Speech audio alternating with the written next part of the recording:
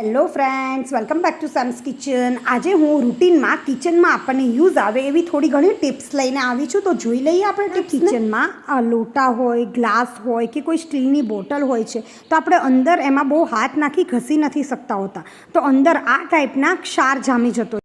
તો આ ક્ષારને કાઢવા માટે ઘરમાં જે આપણે નોર્મલ વિનેગર, આપણે એને સિરકો કહીએ છીએ, એ વિનેગર હોય છે, એને આપણે આની અંદર નાખી અને નોર્મલ થોડું હલાવી અને બ્રશ સ્ક્રોચ બ્રાઇટ આવે છે એની મદદથી આપણે એકદમ સાફ કરી દઈશું. તો થોડીક જ વારમાં બધો જ ક્ષાર જતો રહેશે. આપણે જે માટલા નીચે પાણી જવતું હોય છે, તો એના નીચે પણ આપણે પ્લાસ્ટિકની કે સ્ટીલની ડીશ રાખતા હોય છે, તો એમાં પણ તમે થોડું વિનેગર નાખી અને એને એકદમ જ ઘસી નાખશો તો આપણું એકદમ જ 2 કે 3 મિનિટમાં જ બધો જ ક્ષાર જે છે એ બધું વિનેગર ચૂસી લેશે અને આપણો જે અંદર લોટા કે સ્ટીલની બોટલ બધું જ એકદમ સરસ ક્લીન થઈ જશે. પછી એને સાદા પાણીથી ધોઈ અને તમે એનું રિઝલ્ટ જોઈ શકો છો. એકદમ જ ક્ષાર વગરનું આપણી એકદમ ચમકતી નવા જેવી જ પ્લેટ અને લોટા થઈ જશે. અહીંયા હવે હું નેક્સ્ટ ટીપ જે છે એ કઠોળ અને દાળને લઈને આવી છું. અહીંયા મારા પાસે અલગ અલગ દાળ, કઠોળ અને એરટાઈટ ડબ્બામાં તો ભરવાની ટ્રાય કરતા જ હોઈએ છીએ,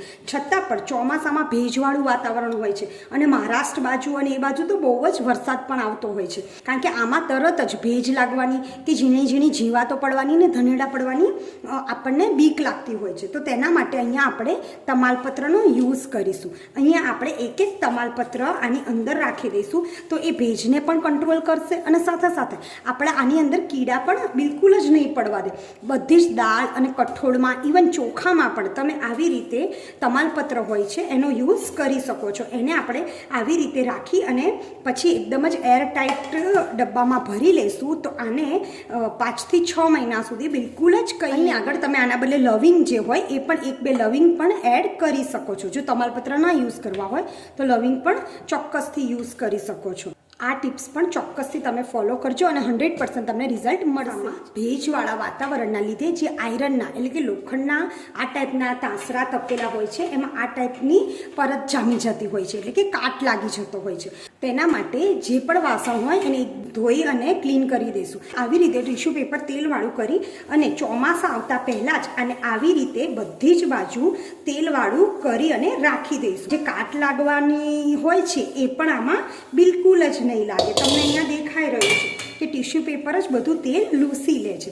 અહીં આગળ આપણે આવી રીતે તેલથી કોટિંગ કરીશું તો આપણા આખા ચોમાસામાં જે આવી રીતનો કાટ લાગી જતો હોય છે એ બિલકુલ જ નહીં. લસણ વિશેની છે.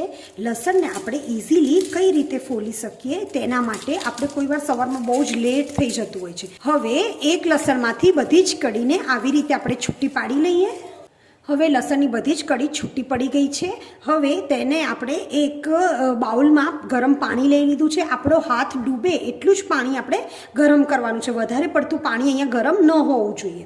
તો આ બધી જ જે લસણની કળી છે એ ધીરે ધીરે આપણે આ પાણીમાં એડ કરી દઈશું અને ફક્ત 2 જ મિનિટ 1 થી 2 જ મિનિટ માટે આને ઢાંકી અને સાઈડમાં રહેવા દઈશું. 2 થી 3 મિનિટ પછી આપણા જે આ લસણના ફોતરા હોય છે એ ઉપર આવી જશે અને લસણ પણ એકદમ ઉપર. આનાથી આપણા લસણના ફોતરા એકદમ જ ઇઝીલી નીકળવા માંડે. પછીની મારી નેક્સ્ટ ટીપ જે છે એ કુકરના ઢાંકણાને લઈને છે. આપણે કુકરમાં જે નોર્મલી ઢાંકણું યુઝ કરતા હોઈએ છીએ તો એની અંદરની રિંગ જે હોય છે એ યુઝ થઈ જતી હોય છે, જેના લીધે સાઈડમાંથી હવા નીકળે છે અને સીટી નથી વાગતી. તો તેના માટે આ રિંગને આપણે 15 થી 20 મિનિટ જેટલું ફ્રીઝરમાં રાખી દઈશું. ફ્રીઝરમાં રાખવાથી આ રિંગ એકદમ જ કડક થઈ જશે. પછી એને 20 મિનિટ પછી બહાર કાઢી અને અંદર તેલ લગાડી અને પછી ઢાંકણામાં આપણે એને લગાડી અને જો કુકર મૂકીશું તો આપણી રિંગ જે છે સીટી જે છે એ ચોક્કસથી વાગશે. આ ટિપ્સને તમે જરૂરથી ફોલો કરજો. આવી રીતના જેન્ટ્સના કે નાના છોકરાના શૂઝ જે હોય છે એ જો વરસાદ પડે તો એકદમ ભીના થઈ જતા હોય છે અને ફરી પાછા રાતે આવી અને ફરી પાછા બીજા દિવસે સવારે તો આને પહેરવાના હોય છે, એટલે એટલા જલ્દી સુકાતા નથી. તો તેના માટે આપણે એક ટિપ્સ જોઈ લઈએ. તો કાગળ જે હોય છે, ન્યૂઝપેપર આપણા ઘરમાં આવતા જ હોય છે, એને આપણે આવી રીતે આખા બૂટમાં અંદર સુધી કવર કરી અને પૂરા બધા જ બૂટમાં આવી રીતે આને કવર કરી અને પંખો કન્ટિન્યુઅસ ચાલુ હોય એ રૂમમાં આ શૂઝને આપણે રાખી દઈશું. તો આપણા શૂઝ જે છે એ 2 જ કલાકમાં તમે જોશો તો એકદમ કોરા થઈ ગયા હશે અને બધું જ જે અંદરનું પાણી જે છે એ આ ન્યૂઝપેપર એબ્ઝોર્બ કરી લેશે. જો આ ટિપ્સને ફોલો કરશો તો એકદમ જ તરત જ 2 થી 3 કલાકમાં પંખા નીચે રાખીશું તો એકદમ જ ડ્રાય થઈ જશે.